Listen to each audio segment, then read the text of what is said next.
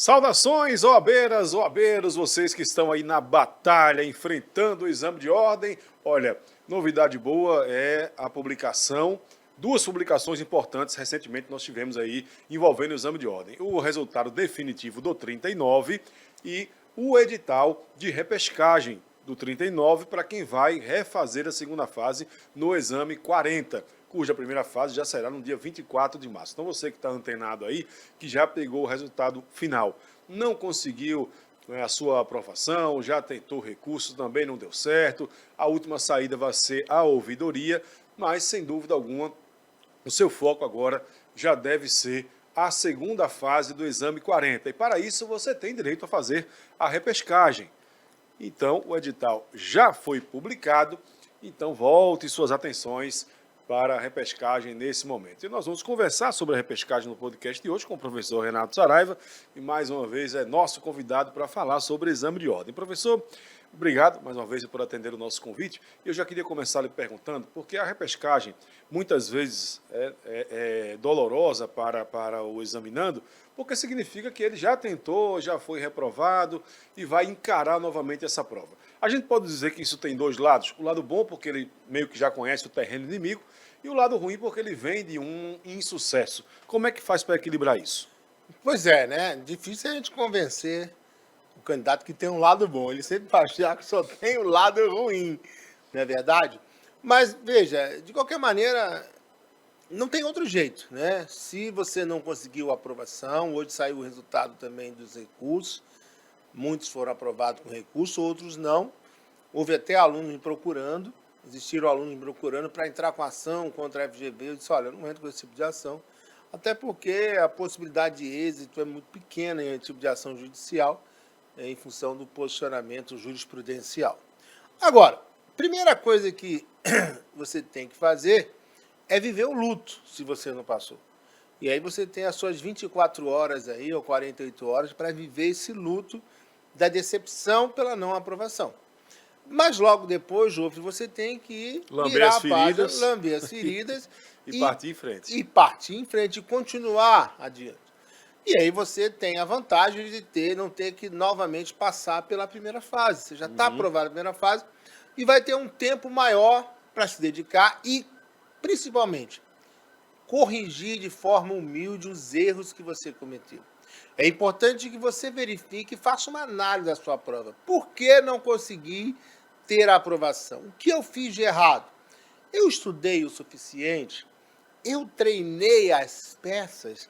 Eu resolvi questões subjetivas? Eu assisti a todas as aulas? Eu cumpri o cronograma? Ou seja, eu participei desse processo para poder alcançar o meu objetivo? Essa é a primeira pergunta, Júlio, que você tem que fazer. E aí, você precisa corrigir a rota. Não, eu fiz aqui muita coisa errada e eu vou corrigir para dessa vez acertar. E também, Jufre, você, quando vai fazer a repescagem, você não pode mais ficar olhando para o retrovisor. Você tem que virar a página. Ai, se eu tivesse passado. Ai, se a banca corretora tivesse sido justa comigo. O exame de OAB não é justo, infelizmente. Você vai ter que parar de olhar para o retrovisor e olhar para frente. A próxima prova, a próxima prova. E aí vem um lado bom. Você já passou por essa prova. Você já sabe como ela funciona. Você já sabe o que você vai enfrentar. Então, isso já sabe também, né, professor, seguindo esse conselho que o senhor deu, já sabe aonde errou. Certamente não vai persistir naquele erro, né, professor? Exatamente isso. Então, o lado bom é que você já conhece, não vai ser mais pego de surpresa na hora de fazer a segunda fase. E aí, gente, pare de olhar para o retrovisor, corrija os erros, de preferência se inscreva no curso de repescagem. Nós aqui temos os nossos cursos de repescagem, são maravilhosos, e já imediatamente comece a estudar, dando foco naquilo que você não foi bem, naquilo que você não teve sucesso. Outro ponto positivo que eu gosto de ressaltar, professor, tentando trazer um pouco de otimismo realmente. O senhor falou aí que é difícil, né, para o examinando que levou teve esse insucesso, não conseguiu a aprovação e vai ter que fazer a segunda fase de novo, é a questão do tempo. Porque quem está fazendo o exame 40, daqui a 30 dias praticamente, né, menos de 30 dias, já vai enfrentar a primeira fase. Todo aquele processo de primeira fase, aquele processo de estudo que vem sendo feito, não é de agora. E quer queira, quer não, quem vai fazer a repescagem já passou por isso, já vem nesse período de espera, quer queira, quer não, tentando aí já com um terreno mais calmo e tem mais tempo para estudar do que o examinando que vai fazer a primeira fase, esperar o resultado, ver se passou, para depois focar na segunda fase. Aí eu lhe pergunto, esse intervalo maior de tempo, como é que ele faz para aproveitar melhor, professor, e se esforçar talvez um pouco menos, né? Ter uma carga menor de peso para chegar no êxito? Esse intervalo de tempo maior, eu até acho que, na medida do possível, é ruim para o candidato. Na minha visão. Por quê? Ele já passou por esse processo, mal ou bem, ele já passou por esse processo, e ele vai ter que repetir esse processo. E o fato de você ter mais tempo ainda para estudar pode te levar a uma zona de conforto perigosa. Um relaxamento perigoso, né, Um professor? relaxamento, Olha aí. tudo. Vou deixar para estudar. Eu não tinha pensado nisso, realmente. Vou deixar para estudar quando tiver a prova da primeira fase. A partir dali eu acompanho o curso junto com os demais alunos. Então, e normalmente é essa a tendência, a maioria dos alunos acontece isso. Ele até compra o curso de repescagem, mas ele só fica firme no estudo quando termina a primeira fase.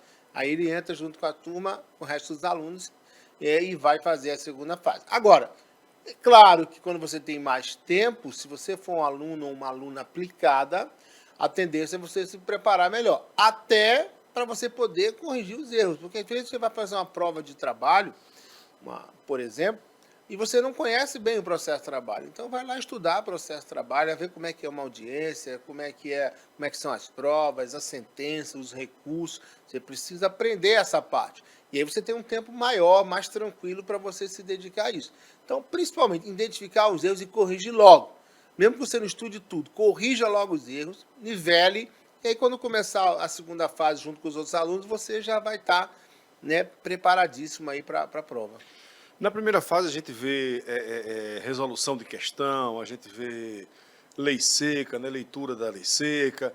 Qual seria, assim, professor, a diferença da caminhada para quem está se preparando para a primeira e para a segunda fase? A segunda fase é bem diferente. Primeiro que você se concentra na área que você escolheu, seja trabalho, seja penal, civil, empresarial, tributário, administrativo ou constitucional. Segundo que você não vai precisar decorar, porque você pode levar o seu vade-mecum ou a sua CLT, no caso do direito do trabalho. E aí é muito importante que você saiba manusear o seu vade-mecum, a sua CLT. Eu sempre falo para os nossos alunos de trabalho de segunda fase, que você não precisa decorar nada, nem precisa conhecer todo o direito do trabalho. Agora, você precisa saber procurar. Você precisa saber usar, por exemplo, o índice remissivo para poder chegar à resposta, por exemplo, de uma questão subjetiva. Então, ter intimidade com o vade-mecum, com a CLT, é fundamental para você que vai fazer a prova. E aí não adianta você ficar decorando, realmente você vai ter que exercitar o raciocínio jurídico para poder, na prova, já atuar como se advogado já fosse. 2 pontos que eu destacaria na sua fala, professor. Você se familiarizar ao máximo possível, ter intimidade realmente, né, com o material de consulta e tentar rapidamente captar ali o que é que o examinador está pedindo, para você poder saber aonde procurar e saber o que procurar. É por aí, né? Exatamente. Porque, às vezes, a própria questão, ela já traz, no caso de trabalho, por exemplo, ela já traz a palavra-chave. Aí você vai buscar aquela palavra-chave e vai lá atrás, no índice remissivo, procura através da palavra-chave, você acha a resposta, você acha a fundamentação jurídica, você acha tudo. Então, a maioria das questões subjetivas, você consegue encontrar a resposta se souber manusear bem o vade-mecum. Você pode até não saber a resposta, mas se você sabe procurar, você chega lá. Ô, professor, as questões discursivas, elas são muito importantes, né? Tem a mesma pontuação, inclusive, da peça. Acontece muito, o senhor observa muito, por exemplo, em seus alunos, essa balança mais pesada para um lado, por exemplo, da peça, que se fala muito na peça, qual é o tema da peça, não pode errar a peça, e às vezes acontece de deixar as questões discursivas de lado nesse período de estudo? Muito, muito. Normalmente os alunos se preocupam com a peça processual, principalmente com a identificação da peça, porque se você colocar a peça errada, evidentemente a sua prova é zerada e você já era na prova da OAB. Então, é uma tendência muito grande dos alunos dedicarem, digamos, 80% do seu tempo somente com a peça processual. Só que você não passa só com a peça processual. né? A peça processual vale 5 pontos e cada questão vale 1,25. Então não adianta nada você acertar a peça e errar as questões que você não vai passar, não vai ser aprovado. Então é importante saber dividir o tempo na hora dos estudos e saber dividir o tempo na hora de você fazer a prova. Eu já vi gente boa fazendo a peça, aí levou 4 horas fazendo a peça, aí ficou 1 hora só para fazer 4 questões. O que era fácil se tornou difícil em função da exiguidade de tempo. Então tem que saber equilibrar o estudo da peça com o estudo das questões objetivas e também esse mesmo equilíbrio na hora de você fazer a prova. Treinando a questão de utilizar o material de consulta, as palavras-chave, índices emissivos, isso vai ajudar bastante, sem dúvida, nas questões discursivas. E na peça, como é que deve ser o treino para se fazer uma boa peça na hora da prova, professor? E, de repente, diminuir esse tempo, né? Deixar mais tempo para as questões discursivas, que talvez exija mais tempo do aluno, mais uma demanda maior dele de observar o material de consulta, enfim. Veja, uma boa prova é consequência de uma boa preparação. Então, o que a gente sempre fala, Jufre, durante o treinamento, durante a preparação, durante o estudo para a segunda fase, treine o maior número de peças possíveis. Eu até brinco, o ideal é que você termine o curso com ler-dor, com tendinite, com lesão de esforço repetitivo de tanto você treinar a peça. O que significa que você treinou muito. Quando você treina bastante, o jogo vai ser fácil. Então, quanto mais você treinar a peça, quanto mais você encarar situações do dia a dia como advogado, identificando a peça e fazendo a peça, mais fácil no dia da prova vai ser a sua análise, porque é o divisor de águas. Se ele errar na hora de identificar a peça, por exemplo, era para fazer uma inicial e fez uma contestação, ou era para fazer uma contestação e fez um recurso ordinário, aí ele vai perder a prova. Então, a identificação correta da peça é fundamental. E isso, é claro, você vai conseguir estudando e treinando bastante. Para a gente encerrar, professor, fala um pouquinho da preparação que o SES OAB já está pronta, né? Já está oferecendo para quem já está nesse período do luto, já está planejando voltar aos estudos. A gente tem uma preparação específica para a repescagem do exame 40, né, professor? E isso, nós já lançamos nossos principais cursos de repescagem e os nossos professores estão lá. Inclusive, devem lançar agora cronograma novo para você que vai ter que fazer a repescagem. Então, se você está nesse grupo e não tem o curso ainda, adquira logo o curso de repescagem e comece a corrigir os seus erros. Veja tudo que você errou e já comece desde agora, porque a prova da primeira fase vai ser só no dia 24 de março. Então, você tem aí praticamente 24 dias para você estudar antes dos outros, que só vão estudar depois que fizerem a primeira fase. Então, você não pode perder essa vantagem que você tem. Revise tudo que você errou nesse período para quando chegar dia 24 você começar forte.